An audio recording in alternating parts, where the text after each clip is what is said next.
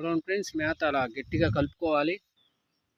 మేత అలా నీట్గా కలుపుకోవాలి. గట్టిగా ఉండాలి మేత మాత్రం. అవసరంలా ఇదిగో ఎంత గట్టిగా ఉంటే మనం చపాతీ పిండి పిసినట్టు పిసకాలి. మేత మాత్రం కంపల్సరీ. చూడండి ఎంత గట్టిగా ఉండాలో. మేత అంత గట్టిగా ఉంటే నీకు గాలాలకి గంట సేపు దాకా ఊడదు ఉంటుంది. ఎప్పుడైనా గట్టిగా ఉండాలి మేత.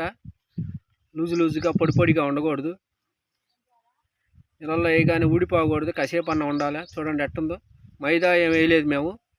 ఓన్లీ బియ్యం పిండి, తౌడు, అంగన్వాడీ పిండి ఈ మూడే వేసింది. ఎక్కువ వేయలా. ఇది అబ్బా బెల్లం కూడా కలపట్లేదు. ట్రై చేద్దామని చూస్తున్నాం కొత్తగా. చూద్దాం ఏ చేప పడిద్దో. నీకు తెలియదు. చూడండి మేత అదే, ఏం లేదు మేత. విశేషం చూడండి ఫ్రెండ్స్, అంత బాగా కలుపుతున్నాను నీట్గా. అంత గట్టి కలుపుకోవాలి మేత. ఎంత బాగా కలిపితే మనకి ఎంత బాగా చేపకి తినడానికి ఆస్కారం ఉంటుంది. బాగా కలుపుకోవాలి మేత ఎప్పుడైనా. మేతలోనే ఉంటుంది ఇష్యూ అంతా.